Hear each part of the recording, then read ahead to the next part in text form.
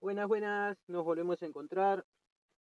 Esta vez eh, vamos a hablar sobre lo visto en la clase de Leonetti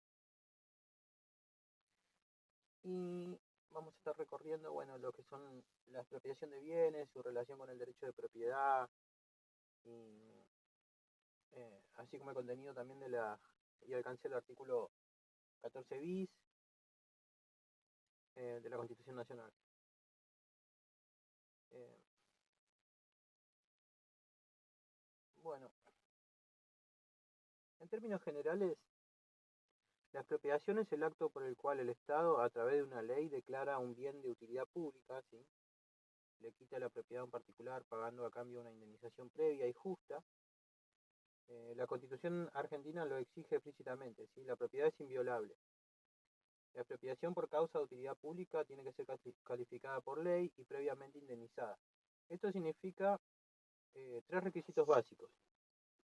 Que haya una ley formal que declare la utilidad pública del bien, que, eh, que esta declaración responda a un verdadero interés público, ¿sí? La utilidad pública, y que el dueño reciba una indemnización previa en efectivo. Eh,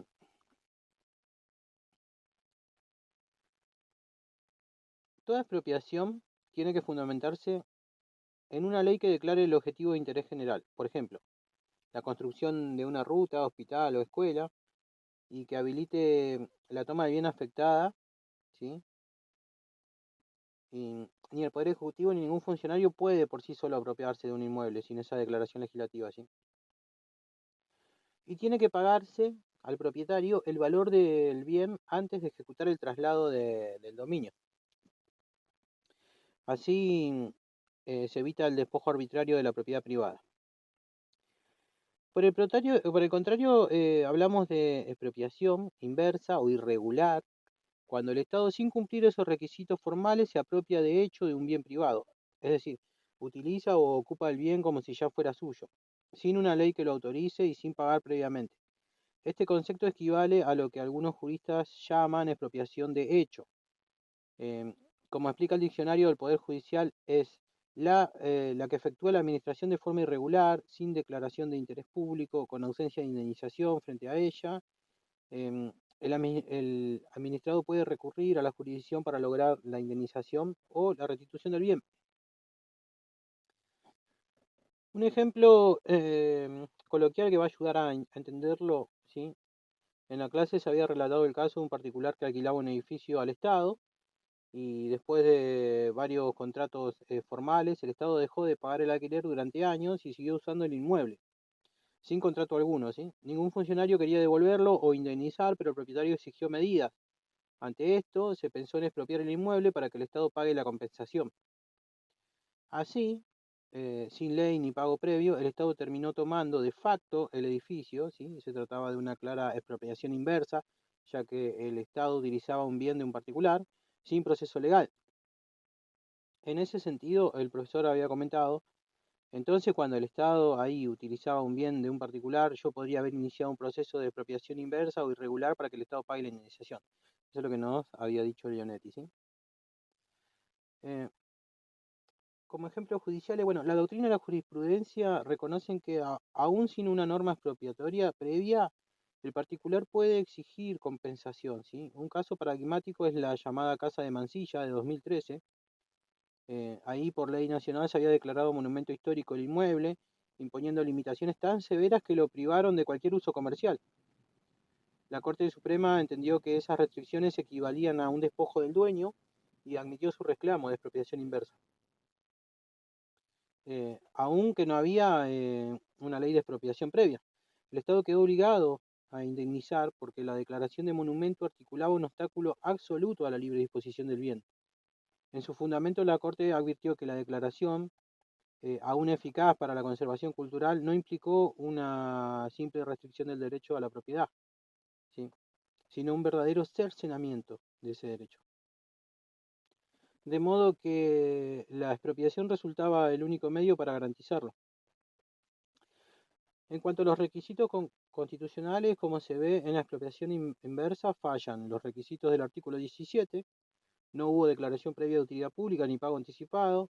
La Constitución pide justamente esas garantías, que el dueño no sea privado de su propiedad, sino en virtud de sentencia fundada en ley, y que la expropiación solo sea por causa de utilidad pública, calificada por ley y previa indemnización. Cuando el Estado actúa sin ley o sin pago, está violando el derecho de propiedad. Por eso los tribunales reconocen que el particular pueda exigir, que pueda exigir la indemnización a posteriori, ¿sí? Y, y en suma, la expropiación inversa puede entenderse como la consecuencia de la violación del artículo 17 de la Constitución Nacional.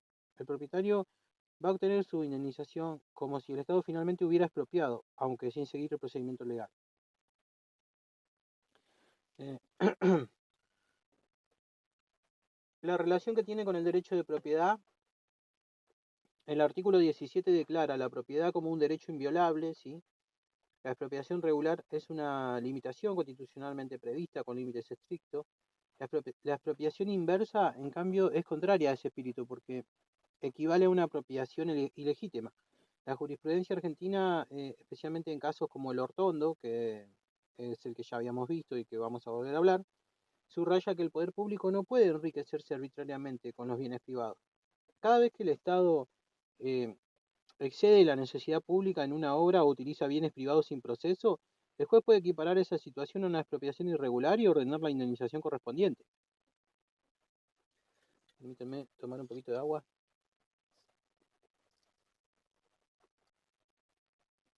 Habíamos mencionado el caso del Ortondo, así que vamos a volver a revivirlo.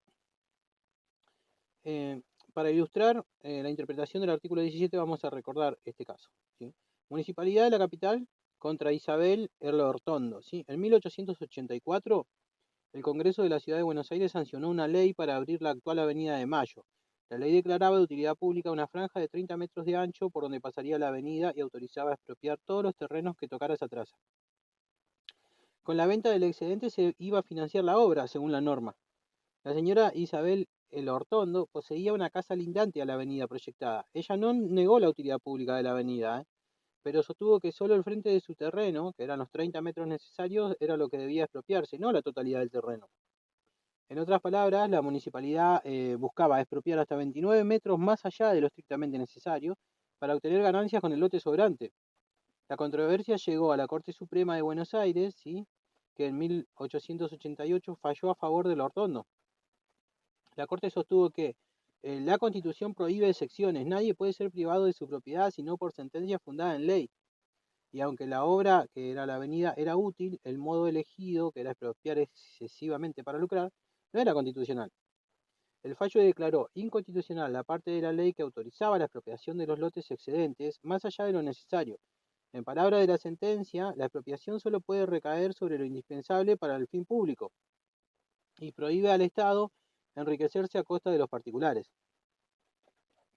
Uno de los pasajes clave del fallo afirma que el Poder Judicial puede controlar la justicia medida, en que el Estado hace uso de la utilidad pública, ¿sí? De ahí en adelante se consagró como principio que el interés público tiene que ser concreto y real cuando implica restricción del dominio privado. Este caso es histórico porque fue la primera vez que se declaraba inconstitucional una norma por violar el artículo 17, ¿sí? Fijó un límite sustantivo, ¿sí?, al accionar político. Los particulares solo tienen que ceder lo indispensable y cualquier excedente expropiado ilegítimamente da derecho a indemnización. El resultado práctico fue que el Ortondo recibió el resto de su propiedad, salvo la fracción mínima necesaria, y se sostuvo que los otros afectados podían reclamar indemnización por la porción expropiada indebidamente, ¿sí? Para los municipios y el Estado la elección fue bastante clara. Las ordenanzas o leyes de expropiación tienen que respetar el principio de proporcionalidad. No basta con declarar utilidad pública, hay que calcular exactamente qué parte del bien es necesaria. Si el Estado ignora eso, incurre en una expropiación de hecho y los jueces van a obligar a pagar lo correspondiente. Entonces, el caso de Ortondo reafirma la inviolabilidad de la propiedad, el artículo 17, y fortaleció la doctrina de la expropiación irregular como un remedio para situaciones en que el Estado se excede de sus facultades.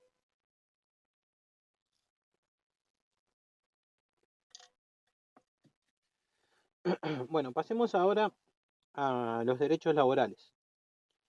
Incorporados en el texto constitucional, el artículo 14 bis fue consagrado en la Reforma Constitucional de 1957, originalmente parte de la Constitución de 1949.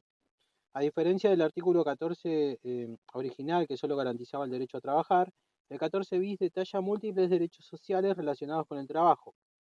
En él se reconocen con jerarquía constitucional principios y garantías fundamentales en el ámbito laboral y de la seguridad social. El artículo 14 bis puede analizarse en tres párrafos, cada uno protegiendo un aspecto distinto, ¿sí? El primer párrafo establece los derechos individuales del trabajador y cita expresamente: el trabajo en sus diversas formas gozará de la protección de las leyes, las que asegurarán al trabajador condiciones dignas y equitativas de labor, jornada limitada, descanso y vacaciones pagados, retribución justa, salario mínimo vital y móvil, igual remuneración por igual tarea, participación en las ganancias de las empresas, protección contra el despido arbitrario, estabilidad del empleado público, organización sindical libre y democrática y reconocida por simple inscripción, y en síntesis consagra derechos tales como condiciones dignas de trabajo, ¿sí? Las que son las jornadas razonables, vacaciones pagadas, etc. El salario mínimo vital y móvil, o sea que es decir, un piso salarial garantizado hoy regulado por la ley 11.729/32. Justa retribución e igual pago por igual tarea, prohibiendo discriminaciones salariales entre trabajadores que realizan el mismo trabajo. Participación en las ganancias de la empresa con sistemas de control, aunque bueno, suele requerir una legislación complementaria. Protección contra el despido arbitrario. Se reconoce que el trabajo no debe cortarse sin causa, imponiendo una indemnización. Eh, Estabilidad del empleado público. Los empleados estatales solo pueden ser removidos con causa legal. Sindicalización libre. El derecho de organizar sindicatos reconocidos automáticamente por inscripción, prohibiéndose clausuras o interferencias injustificadas. En el segundo párrafo se garantizan los derechos colectivos y gremiales, y dice textualmente: queda garantizado a los gremios concretar convenios colectivos de trabajo, recurrir a la conciliación y al arbitraje, el derecho de huelga, los representantes gremiales gozarán de las garantías necesarias.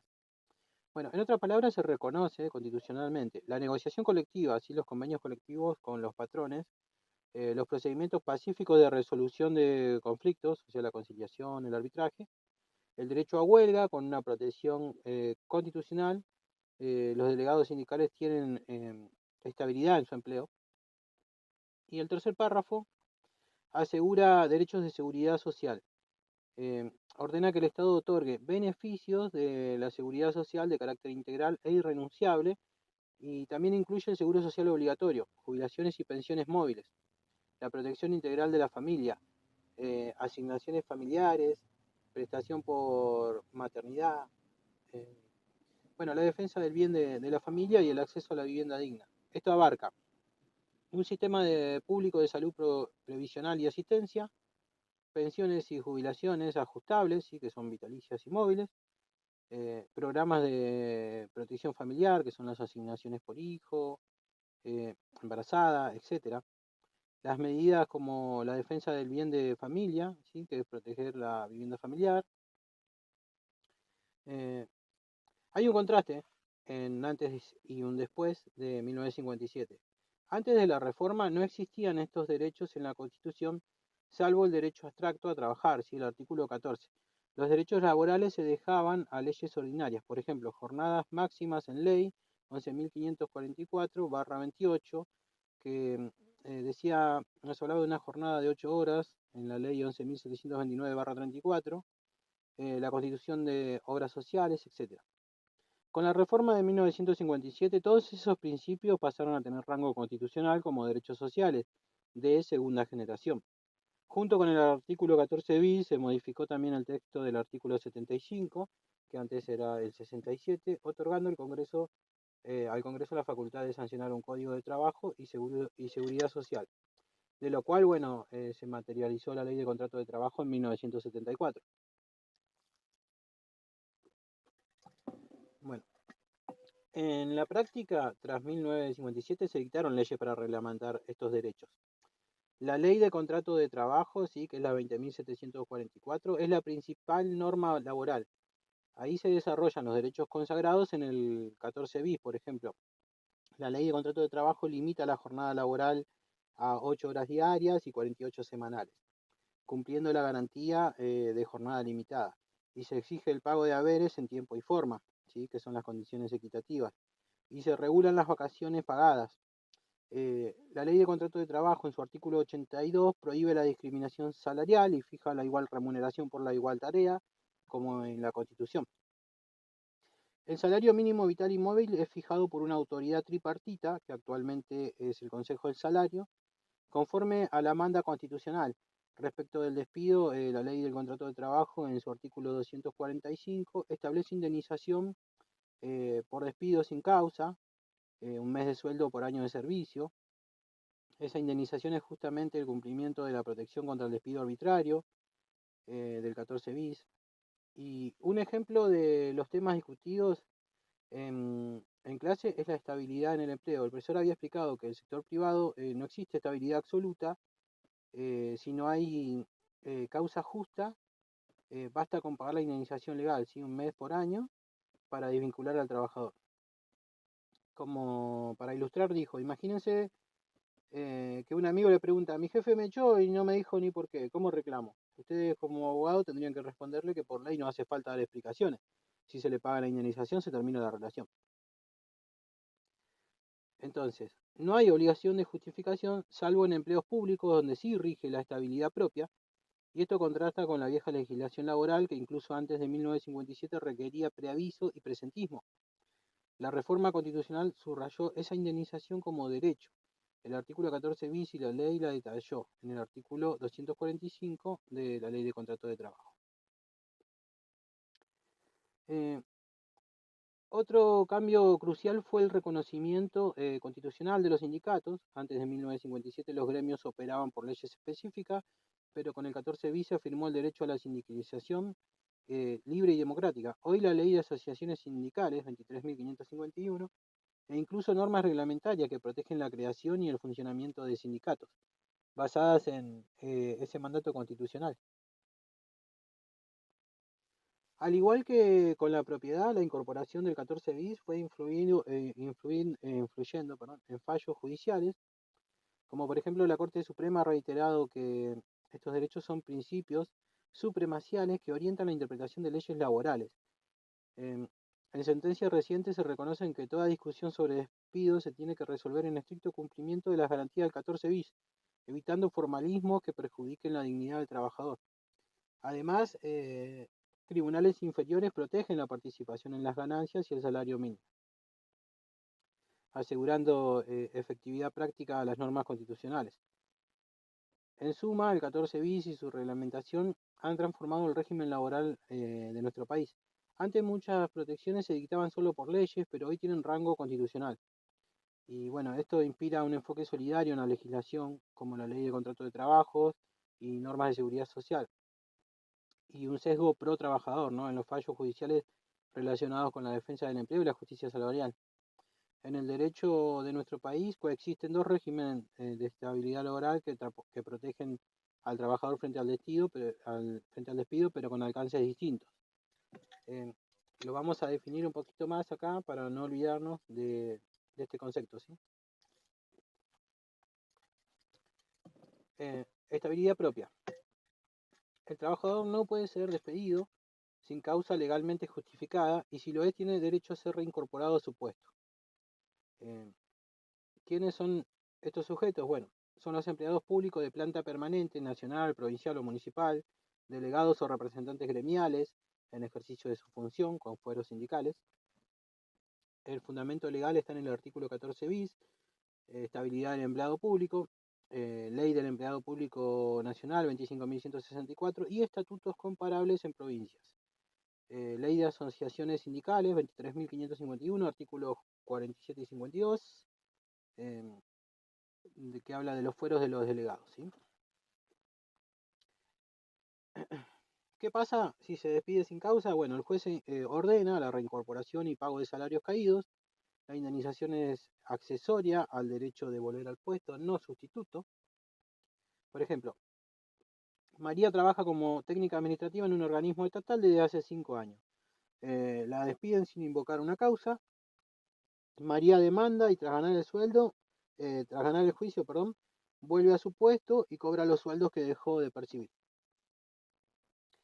Estabilidad impropia, ¿sí? El trabajador puede ser despedido en cualquier momento, pero el empleador tiene que pagarle una indemnización legalmente prevista, ¿sí? ¿Quiénes son estos sujetos? Bueno, son los trabajadores del sector privado en relación de dependencia, salvo aquellos con fuero especial. El fundamento legal está en el artículo 14 bis de la Constitución Nacional que protege em,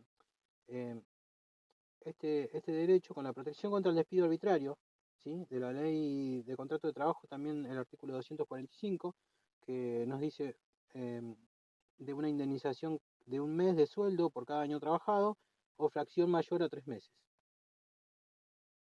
¿Qué pasa si igual despiden? Bueno, no existe obligación de reincorporación, el despido sin causa se subsana con el pago de la indemnización. Por ejemplo, José es empleado en una fábrica y lo despiden sin motivo, la fábrica le paga la indemnización correspondiente y José no puede exigir volver a su puesto. Para terminar de pulir lo que es la expropiación, vamos a hablar ahora del avenimiento,